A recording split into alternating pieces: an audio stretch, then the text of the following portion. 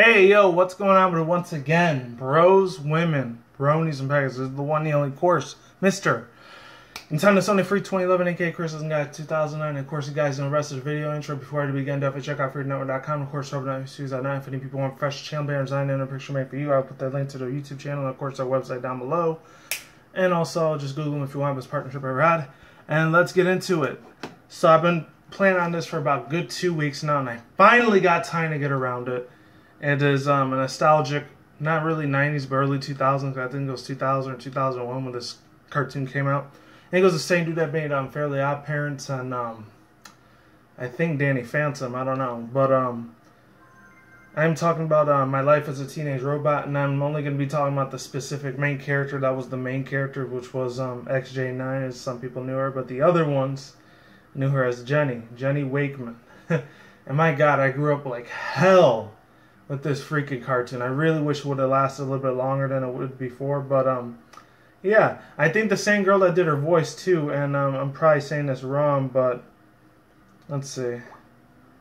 As I was looking at this earlier in the wiki, and I'll put the link to the description box below for the Wikia, just to let you know. And shout out to the people that made this. I don't know any of this artwork. I'm just showing it strictly as an example. Her name was Janice Coway, and I know she did like a couple other cartoon voiceovers, like I think she did one for like the Winx Club, and then another one I remember she did like in Hi Hi Puffy I'm Yumi. It was the same chick that did that girl, and she kind of sounded like Pinkie Pie a little bit. So I don't know. I know it wasn't Adrienne Lehman, because there was another girl named Janice Kawani, and she did. Yeah, that's what it says. Let me read her real fast. She's the voice of XJ9 and As a Mighty Life as a Teenage Robot, and she voices the English and Japanese parts of Speak No Evil. Janice speaks Japanese fluently, but she's of Japanese descent. She also voiced Ami for Hi Hi Puffy Animumi. I remember that. She was the same chick that did that one too. I remember it so well. And I think she did a couple other ones too, but I don't know. I might do a separate video on her, because I already did one yesterday about this other chick, Kelly Sheridan. Check that out if you want. But let's get into this one. I'm not going to read every single thing about her, because that will take forever. Like the personality, I'll read that one, but not the relationships. That's going to be way too freaking long.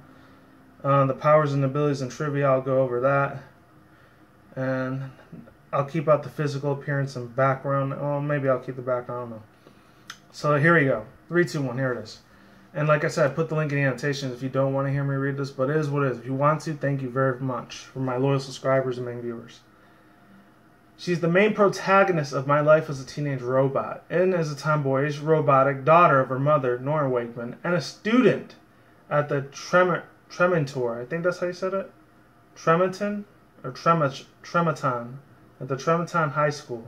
Designed as a crime-fighting robot, Jenny is equipped with much advanced weaponry within her body and possesses super strength and speed. However, she wishes to live her life as a normal teenager at the same time, and constantly struggles to balance out her two lives.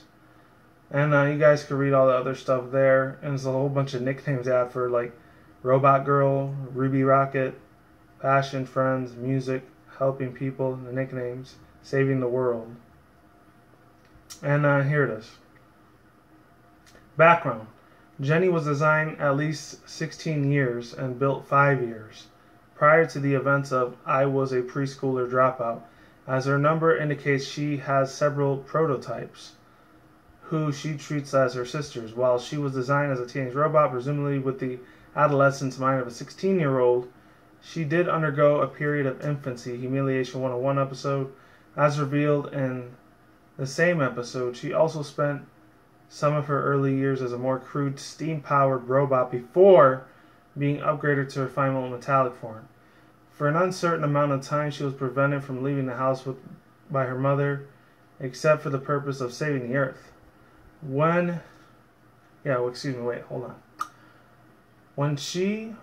would not be viewed by the general populace. Following the events that It Came From Next Door, he finally managed to interact with the outside world and make human friends, named Brad Carbuncle, and his younger brother, Tuck. And I remember his brother, Tuck. He was hilarious, little kid. Later enrolling in Tremonton High School. And you guys can read that all on your own. For the background or personality, I guess I could read that for a little bit. Thanks to having high artificial intelligence, AI, Jenny's personality is that of an eager teenager, one who desires freedom but always wants to acceptance from her peers. She generally possesses a kind personality and, like anything pertaining to a teenager activities, but hates it when her mother of her duties gets in the way of her enjoyment. Unfortunately, she is easily trusting of others, and as a result, it can be quite naive. The Crust cousins, Britt and Tiff, have often been taking advantage of Jenny's kindness and trusting nature. She's unusually sweet, but nonetheless she can be also mischievous, ignorant, careless, and somewhat mean at times, despise her beauty. I know you guys can read the relationship part. I'm not reading that. It will take forever. And there's a giant picture gallery if you guys want to see that. I'll put the link below. Her powers and abilities. Here we go. Jenny is the robot designed to protect Earth from any threat, and accordingly she has the vast amount of superhuman abilities and weapons to do so. Superhuman strength. According to the opening, Jenny has the strength of 1,070 men, but the exact magnitude is unknown. This is because her strength is, like most of her powers, has fluctuated. I have no idea, and I probably butchered the hell out of that word. Fluctuated over the series. The capacity, however, her strength effortlessly ranges from multi-ton to very at least, and she easily surpasses the capacity to lift 100 tons. But how much more is not known exactly. In the first episode, she starts a meteor by herself, and in the next episode, she hits the ground so hard she causes earthquakes in the city. Superhuman speed. She possesses great human speed and the finest human athlete. Superhuman reflexes. She is has more superhuman reaction speeds. Superhuman agility.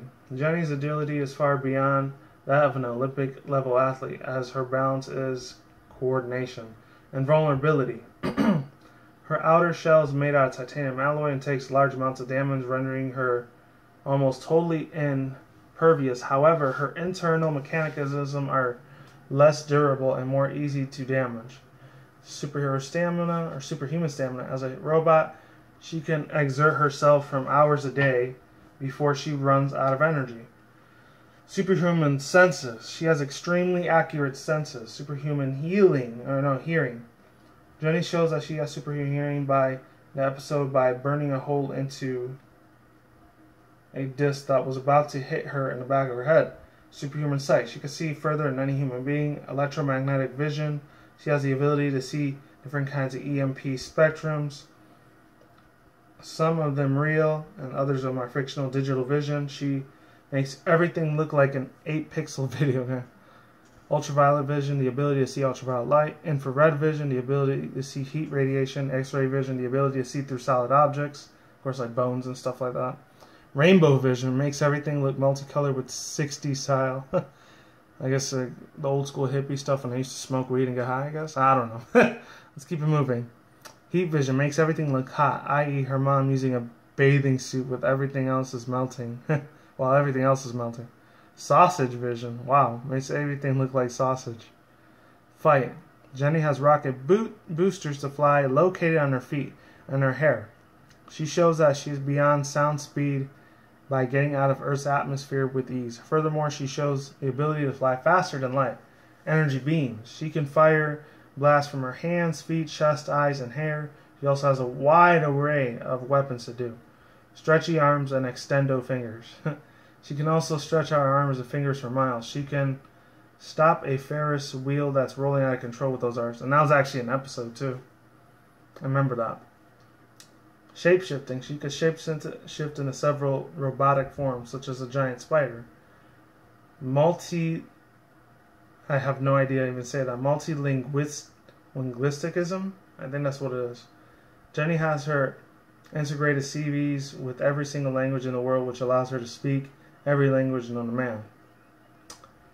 Corrosive reflex.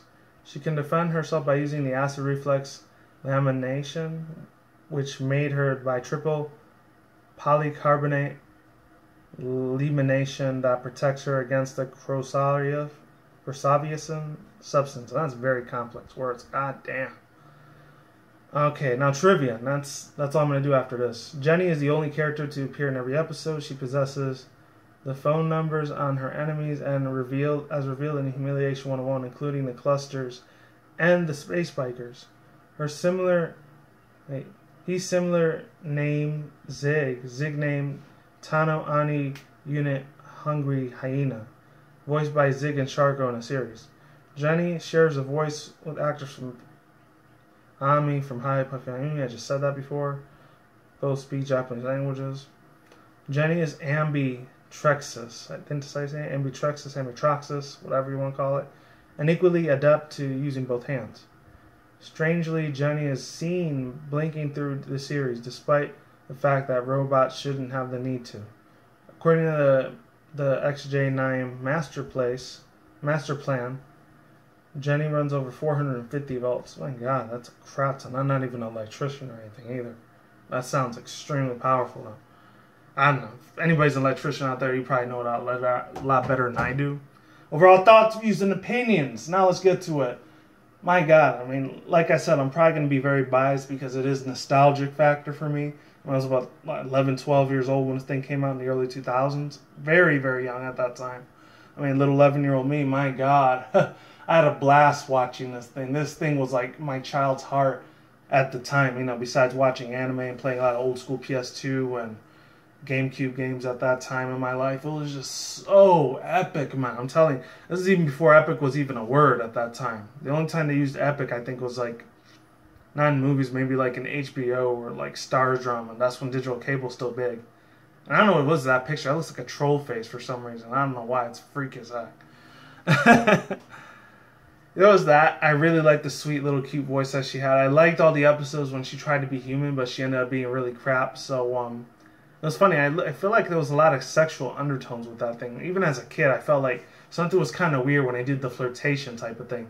And me as an 11-year-old kid didn't know what flirtation was. It's kind of freaky because, not going to lie, unfortunately, I was kind of extremely super perverted back in the days. Of course, I was about maybe 19, 20 something, my freshman, sophomore year. For like college, I kind of calmed down a little bit. Thank God I did. I did, because if I didn't, I probably would have been in jail or something right now. I don't know. And thank God I'm not, because I wouldn't be able to talk to all you lovely, amazing, badass people. And that's it. That's all I really have to say. I really like the fun, awesome, like fluid, fast-paced animation that was in your face all the time. And she always got in a whole bunch of different troubles and issues. I don't know why. She had so many issues in her life. She kind of reminded me of a more advanced, like hardcore version of like Twilight Sparkle, even though the 4th generation MLP didn't even exist yet. It was literally about 14, or actually no, 10, 11 years before My Little Pony Generation 4 came out. And that's it, people. Links in the article below if you want to check that out, the Wikia. Or you could go back to the annotation. You want to click it there instead. Peace out once again, bros, women, bronies, and pegasisters. I will see you when I see you. You guys have a good day, have a good night, wherever you're at around the world. Don't drink, smoke weed at the same time. Don't do anything reckless. Keep it calm, keep it cool, keep it chill, keep it collective out there. Until then, that's it, guys. Peace out, ladies, goodbye. Stay tuned. More videos coming soon. Brand new videos on the channel almost every single day. And with that said, you guys take it easy, stay safe, be on the grind, stay healthy out there. Be easy, be you, do yourself, all that good stuff. And until then, that's it, guys. I'm out like sauerkraut. Take it easy. I'm gone. I'm out of here. And look out for more future content on this channel, right? Take care. I'm out of here. And see you guys in the next vlog. Goodbye.